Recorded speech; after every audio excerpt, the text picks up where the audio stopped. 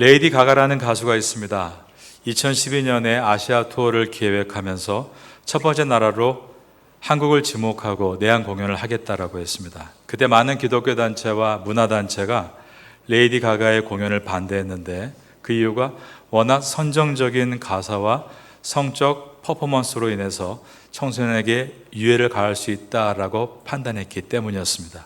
이미 4만 5천여 장의 표가 팔린 상태였지만 영상물 등급위원회에서 청소년이 볼 수 없다 19군 공연을 판정하면서 표를 다시 환불하는 소동이 벌어지기도 했습니다.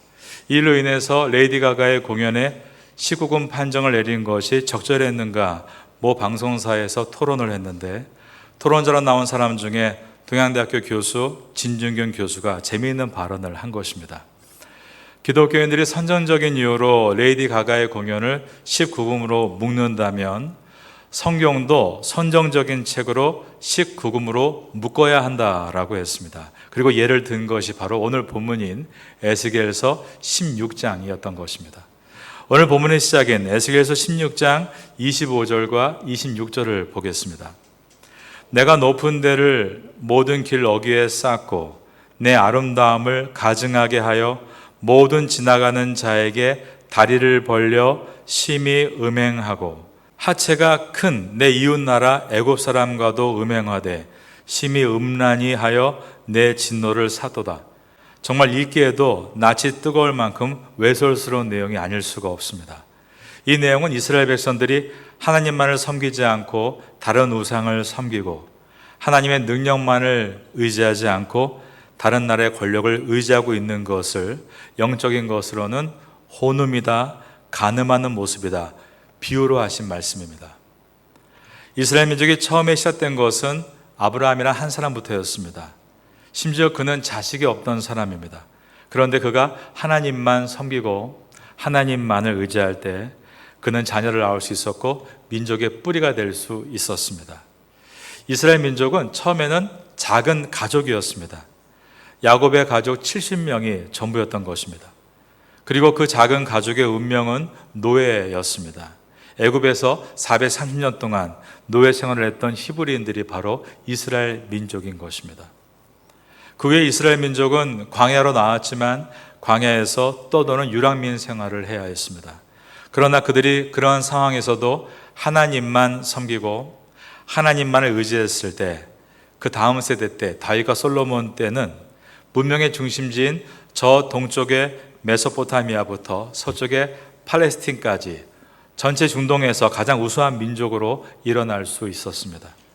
그들만큼 하나님의 영광, 히브리어로 쉐콰이나와 하나님의 은총, 헤세드를 받은 민족은 없다 할 정도였습니다.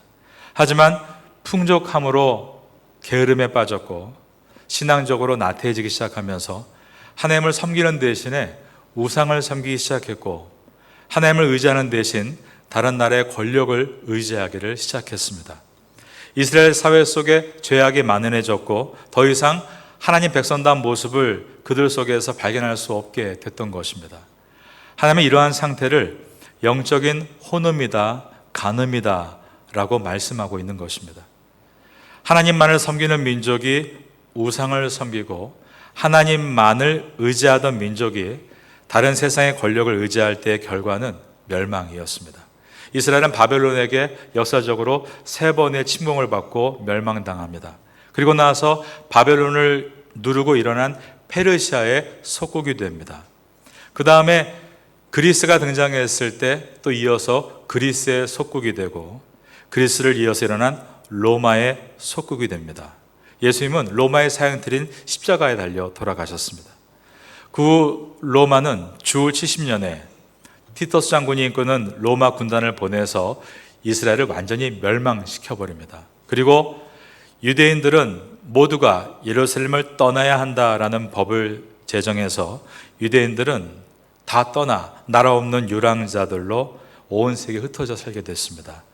이것을 헬라어로 디아스포라라고 부르는데 그 뜻은 흐트러뜨리다라는 뜻입니다. 그 2000년 동안 유대인들은 나라 없는 유당민족으로 온 세계에 흩어져 살게 됩니다. 그들은 모든 종족과 피가 섞이게 되어서 몽골계 유대인이 생겨났고 유럽계 유대인도 생겨났으며 피부가 검은 아프리카 유대인도 생겨났습니다. 저 지구의 북쪽 에스키모족에서부터 남쪽 아프리카에 이르기까지 유대인이 살지 않는 곳은 없었습니다. 나라 없이 유력민을 떠드는 그들의 삶이 얼마나 처절했는지 러시아, 우크라이나 지방을 소재로 만든 지붕의 바이올린이라는 작품에 보면 유대인들이 사는 것은 마치 지붕 위에서 아슬아슬하게 바이올린을 연주하는 것 같다라는 모습으로 묘사해 나갔습니다. 하지만 그럼에도 그들이 하나님을 의지하려 하기보다 세상의 권력과 돈을 더 의지하려고 했던 것입니다. 많은 유대인들이 이탈리아의 베니스에서 고리대금업에 종사하게 되는데 이것이 오늘날 은행의 기원이 됐습니다. 당시 은행이란 길가에 긴 의자에 앉아서 손님을 맞고 돈을 빌려주는 것이었는데 긴 의자를 이탈리아 말로 방코라고 했고 영어로는 벤치, 여기에서 뱅크, 은행이라는 이름이 나오게 된 것입니다. 왜 유대인들이 고리대금업을 했는가? 그 당시에 로마 교회는 성경에서 그 많은 남에게 돈을 빌려주고 이자를 받는 고리대금업을 금지하고 있었습니다. 그런데 유대인들은 모세 오경을 해석할 때 자기 형제들, 즉 유대인들에게는 돈을 빌려주고 이자를 받을 수 없으나 이방인들에게는 돈을 빌려줄 수 있고 이자를 받을 수 있는 그러한 고리대금업을 할 수 있다. 자기들 방식대로 해석을 한 것입니다. 자기 욕심을 따르니까 하나님의 말씀도 왜곡해서 풀이하게 되고 돈이 손에 들어오니 하나님을 의지하는 대신 점점 더 돈의 권력을 의지하려 했던 것입니다. 스페인의 대문호 셰익스피어가 만든 작품 베니스의 상인에 보면 악덕 고리대금업자 유태인 샤일록이 등장합니다. 하나님을 의지하지 않고 돈의 권력을 의지해서 방코라는 긴 의자에 앉아 거리에서 돈을 빌려주고 이자를 받는 모습은 오늘 에스겔서 16장에 나오는 거리에서 다리를 벌리고 간음하고 있는 이 비유의 말씀과 다를 바가 없었던 것입니다. 이처럼 유대인들은 하나님을 의지하는 대신에 돈의 권력을 의지하고 약 2500년을 살게 됩니다. 하지만 그들의 형편은 더 나아진 것이 아니라 오히려 20세기 1900년대에는 가장 무시무시하고 혹독한 고통을 겪게 됩니다. 그 중에 우리가 기억해야 될 사건 중에 하나가 있는데 드레피스라는 사건입니다. 프랑스의 육군 장교였던 유태인 드레피스는 스파이라는 억울한 누명을 쓰고 종신형을 받아 프랑스 영이었던 기아나에 있는 악마의 섬이라고 하는 곳에 유배를 당하게 됐습니다. 하지만 실제 범인이 아니었기 때문에 재심을 신청했지만 그가 유태인이라는 이유로 기각이 되고 맙니다. 그런데 2년 후에 진짜 스파이가 잡힌 것입니다. 하지만 군 수뇌부에서 자신들의 잘못된 판결이 드러날까 봐 드레피스를 풀어주지 않았습니다. 그런데 한 신문사에서 이 사건의 증거 자료를 입수해서 기사화함으로 세상에 알려지게 되자 당연히 그가 풀려나야 하지만 놀라운 것은 유럽 전체의 분위기는 정작 그것이 사실이어도 그는 유태인이기 때문에 풀어줄 수 없다라는 여론이 나타나게 된 것입니다. 그 정도로 유태인은 유럽에서 무시를 당하고 미움을 받고 있었습니다. 그리고 2차 세계대전이 발발했을 때 독일의 히틀러는 유태인을 지독히 미워한 나머지 아예 씨를 말리겠다는 계획하에 그가 자살해 죽은 1945년 4월까지 유태인들을 무려 600만 명이나 가스실에서 죽였습니다. 지금도 유태인들은 1년에 한 번 홀로코스트 리멤버런스 데이를 갖는데 우리말로 유태인 600만 학살 추모일입니다. 각 주요 도시마다 6개의 큰 봉화를 올립니다. 죽은 600만 명을 애도하기 위해서입니다. 그리고 오전 10시에 사이렌을 2분 동안 울릴 때 그날의 참혹함을 기억하며 죽은 영혼들을 위해서 그들이 기도합니다. 이스라엘 백성들이 에스겔 시대부터 1948년에 다시 독립을 얻기까지 약 2500년 동안 그들은 하나님이 아닌 다른 권력을 이용해서 서보려고 했습니다. 그러나 아무것도 이루어지지를 않았습니다. 그때 그들에게 보게 된 것이 있는데 바로 자신들이 어떤 상태인지를 보게 된 것입니다. 여러분, 우리 인생 가운데 고난이 있습니다. 고난은 결코 좋은 것이라고 할 수는 없습니다. 고난이 뭐가 좋겠습니까? 고난은 고통스러운 것입니다. 그러나 고난이 주는 유익이 있는데 그것은 고난을 통해 내 상태가 얼마나 바닥인지를 볼 수 있는 것에 있습니다. 고난이 진짜 내 모습을 보게 해준다는 것입니다. 여러분, 힘으로 할 수 있는 제일 큰 일이 무엇일까요? 가리는 것이죠. 힘이 있으면 나를 가릴 수 있습니다. 큰 차를 탄 사람은 선텐을 짙게 하고 자신을 차 속에서 가려낼 수 있습니다. 큰 집을 소유한 사람은 울타리 너머 집 안에서 자신을 가릴 수 있습니다. 힘으로 하는 것은 다 그런 것들입니다. 자꾸만 자기를 가리려고 하는 것입니다. 그런데 그런 힘이 다 사라지는 순간 어떻게 됩니까? 그냥 벌거벗은 모습 그대로 노출되게 됩니다. 고난이 유익하다고 한다면 그것은 하나님 앞에 있는 모습 그대로 서게 되는 것, 병자의 모습으로 서게 되는 것입니다. 예수님 마가복음 2장 17절에서 다음과 같이 말씀하셨습니다. 자, 우리 한번 여러분께 나눠드린 주보 5페이지 중간에 마가복음 2장 17절이라고 적어놓은 부분을 읽어보겠습니다. 마가복음 2장 17절.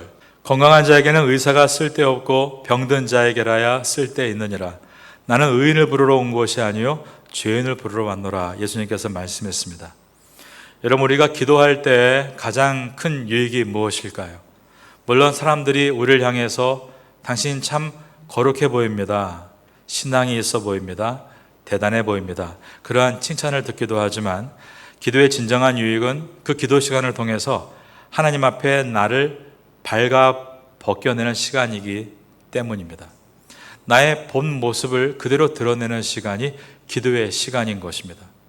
진짜 기도하는 사람이라면 그러므로 겸손할 수밖에 없습니다. 그 이유가 날마다 기도를 통해 내가 얼마나 악하고 약한가를 하나님 앞에 드러내고 있기 때문입니다. 선지자 이사야가 있습니다. 처음에는 그는 스스로가 꽤 괜찮은 사람이라고 여겼을 겁니다. 그는 학자였고 또 선지자로서 고매한 말을 하는 사람이기 때문입니다.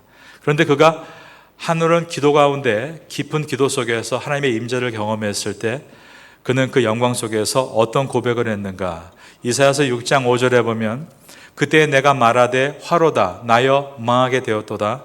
나는 입술이 부정한 사람이요 나는 입술이 부정한 백성 중에 거주하면서 만군의 여호와이신 왕을 배웠음이로다.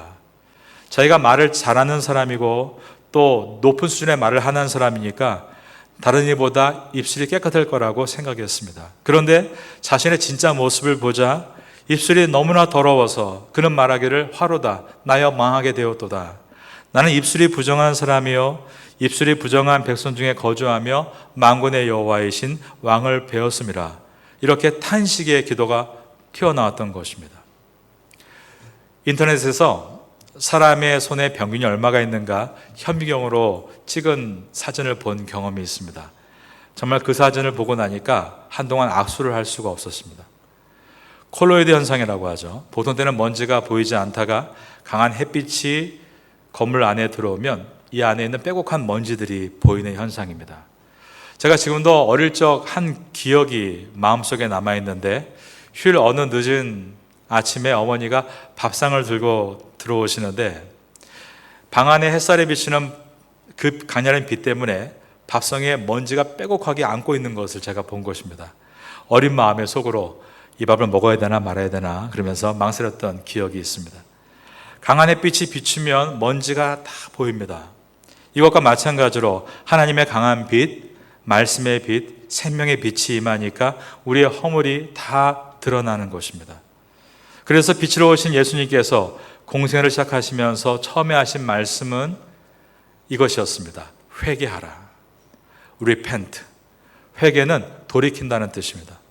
하나님을 향해서 방향을 틀라 하나님을 향해 돌아오라라는 단어가 바로 repent, 회개입니다. 좀 더 구체적으로 말한다면 하나님이 강렬한 빛으로 더 좋은 것을 보여주셔서 우리가 좋다고 여기는 것을 포기하는 것, 바로 이것이 회개입니다.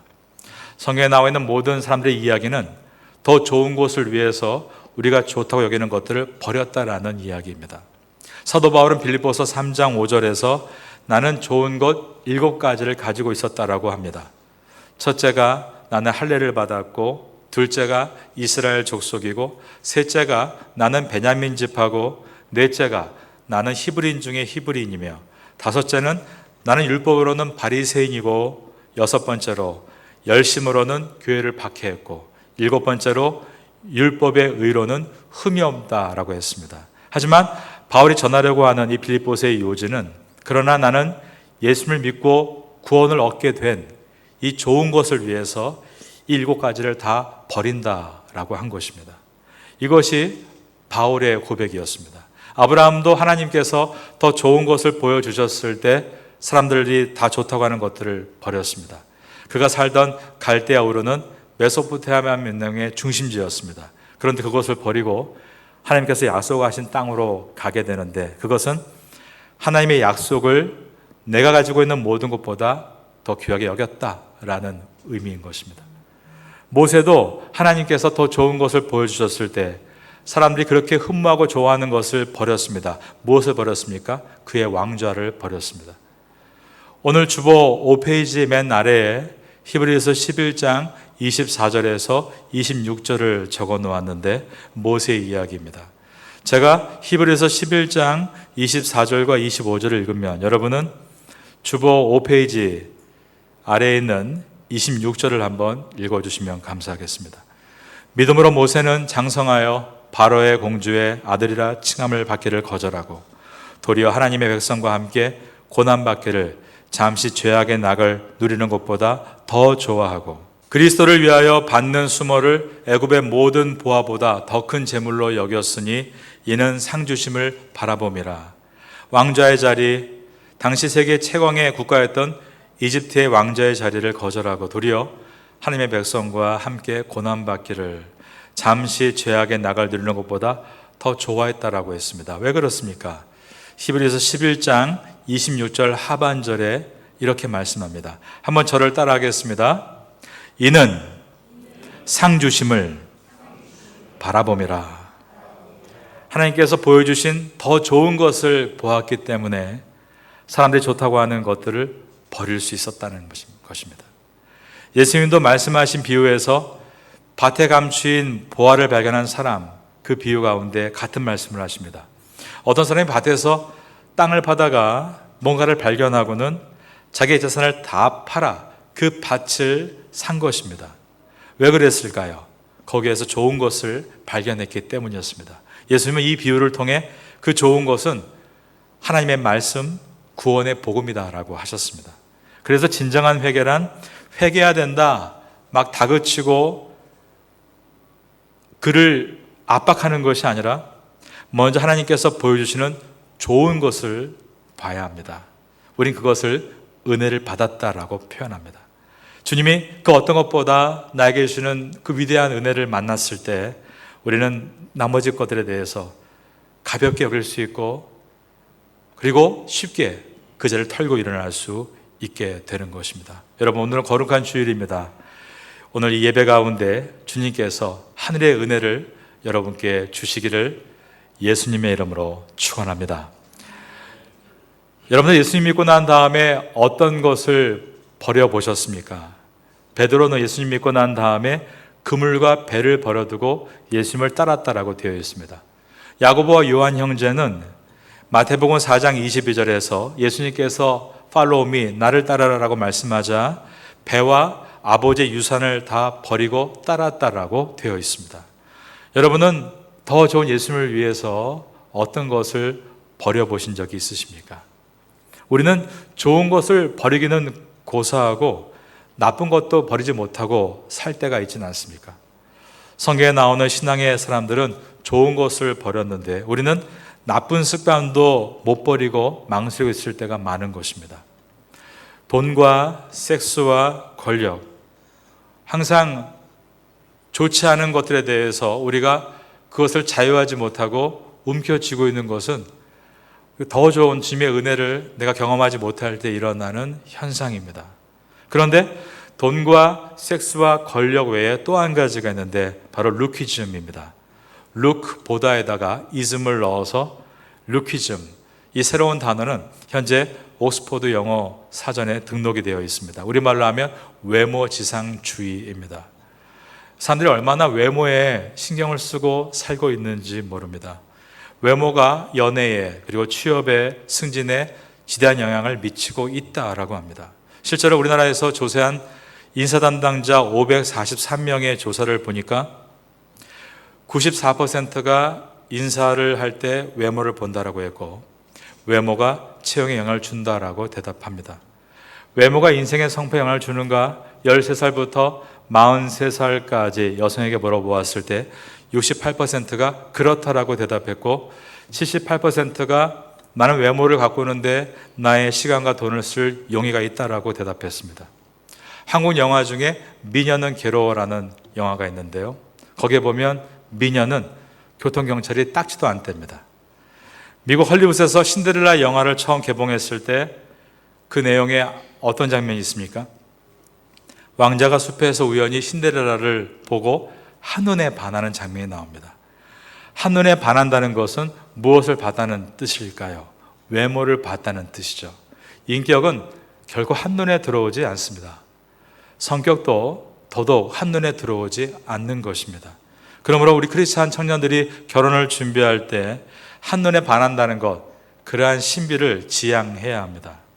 이러한 루키즘을 뒤엎었던 애니메이션 영화가 슈렉이었는데 저도 그 영화 보고 어릴 때 되게 큰 충격을 받았습니다. 사람들이 슈렉 영화를 보면서 마지막 장면을 어떻게 생각할까요? 당연히 그 슈렉이 멋있는 남자로 돌아올 것을 생각합니다.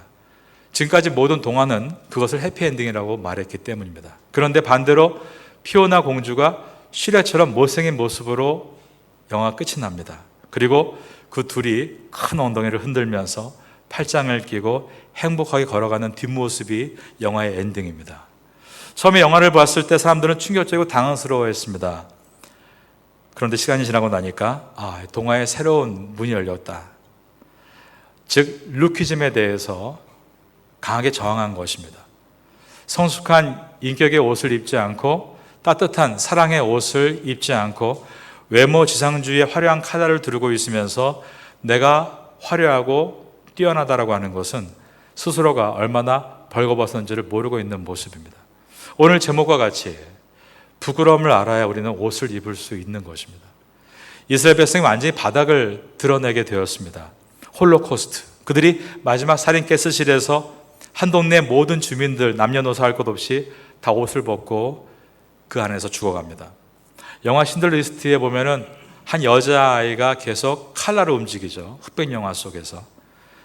근데 그 여자아이를 좋아하는 동네에 꼬마 남자아이가 있습니다. 짝사랑하던 그 여자아이와 함께 마지막에는 옷이 다 발가벗겨진 채 서로가 가스실에서 죽어갑니다. 민족 전체가 얼마나 발가벗겨졌는가를 볼 수 있는 처절한 장면이 아닐 수가 없었습니다. 그런데 여러분, 이러한 역사적인 사건이 있고 나서 이스라엘이 어떻게 했는가? 그들은 이제 이러한 고통을 겪고 난 다음에 사람을 의지하거나 어떤 물질을 의지하는 것이 아니라 다시 하나님께 돌아가기 위해서 불과 같이 회개했다는 것입니다. 1차 세계대전과 2차 세계대전을 겪으면서 이스라엘 백성 내에서 큰 운동이 일어났는데 바로 시오니즘, 시온 운동입니다. 우리는 다시 회개하고 고향으로 돌아가야 한다. 유럽보다 미국보다 또 발달된 도시보다 고향은 더 형편없다 할지라도 우린 그곳에 돌아가야 한다는 운동이 일어났습니다. 2000년 전에 로마의 티투스 장군에 의해서 무너졌고 그리고 주 70년 그때 남았던 하나의 벽, 그 서쪽 벽은 로마가 이스라엘을 무너뜨리면서 자기의 위험을 기리기 위해 남겨놓은 벽입니다. 유대인들은 그곳에 달려가서 벽을 붙잡고 흐느끼며 회개의 기도를 드렸는데 바로 그 벽을 웨일링월, 통곡의 벽이라고 부릅니다. 그리고 과거 다니엘과 같이 또 오늘 본문의 에스겔과 같이 하나님께 부르짖을 때 하나님께서 약속하신 땅, 가나안 땅에 돌아갈 수 있게 허락해 주시면 우리가 회개하고 그 땅으로 돌아가겠습니다 라고 외칠 때 드디어 주전 600년부터 주후 1900년까지 무려 2500년 동안 나라의 주권도 없었고 영토도 없었으며 모든 민족이 섞였던 그 나라가 1900년부터 1948년까지 단 50년 동안에 영토를 되찾았고 언어를 회복했고 주권을 되찾고 이스라엘 독립국가를 이루어냈습니다. 이스라엘 역사가 하나님이 우리에게 주시는 중요한 메시지를 담고 있습니다. 하나님은 한 나라의 역사를 통해서 우리에게 이것을 말씀합니다. 그것은 바로 이것입니다. 나는 안 된다라고 말하는 사람에게 말씀합니다. 누가 너에게 안 된다고 말했느냐? 나는 할 수 없다라고 하는 사람에게 말씀합니다. 누가 너에게 할 수 없다라고 말했느냐? 회개하고 하나님께 돌아온다면 누구든지 회복될 수 있다라는 것을 한 나라의 역사를 통해 말씀하신 것입니다. 민족의 뿌리가 완전히 말라서 온 생에 흩어졌고 피가 섞여서 혈통은 없는 그런 다민족이라 할지라도 2500년이 지난 다음에 하나님은 회개하는 인생과 민족을 거두어 들이시고 새로운 나라를 일으키시는 능력의 주님이신 것을 보여주셨습니다. 오늘 여러분께 소개해드린 에스겔서 16장 25절에서 32절은 많은 사람들이 말하기를 이것 때문에 성경의 권위가 떨어졌다라고 이야기합니다. 하지만 이 말씀은 그러한 세상 사람에게 주시는 말씀이 아니라 바로 저와 여러분인 기독교인들에게 주시는 말씀입니다. 왜 말씀이 곧 하나님이신 우리 주님이 자신의 가치를 떨어뜨리시면서까지 이렇게 말씀하셨는가를 생각해야 됩니다. 우리가 내면적으로 죄로 인해 벌거벗겨진 것이 어떤지를 깨달아서 다시 예수님의 의의 옷을 입으라고 이 말씀을 주고 있는 것입니다. 내가 늘 숨기고 가리고 포장하고 변장하고 그렇게 사는 것에 대해서 이제는 염증을 느끼고 너 스스로를 바로 알고 진실된 삶을 살라고 우리에게 주시는 말씀인 것입니다. 자신의 권위가 땅에 떨어지는 것보다 우리를 더 사랑하시기에 이 말씀을 주신 것입니다. 우린 그러므로 에스겔서를 지날 때 바로 이것이 나의 모습인 것을 고백하고 내가 그렇게 겉으로 멀쩡한 척하면서 사는 것에 대해서 내 스스로가 괴로워하고 내가 정말 내면이 아름다운 진실된 모습으로 서야 한다는 마음을 가질 때 에스겔서는 여러분에게 놀라운 은혜의 말씀으로 다가오게 될 것입니다. 완벽할 수 없습니다. 그러나 한 주일 동안 우리의 삶 가운데 그러한 마음과 의지를 갖고 있다면 주님께서 여러분들을 반드시 도와주실 것입니다. 여러분이 서 있는 것이 여러분의 가족 안에 진실함을 만들고 여러분의 공동체와 여러분의 일터에 진실함의 사람이 되어 서게 될 때 하나님께서는 반드시 우리의 공동체를 회복시켜 나아가실 것입니다. 그러한 주인공 될 수 있는 성도가 되시기를 마지막으로 예수님의 이름으로 축원합니다. 함께 찬양 드리겠습니다.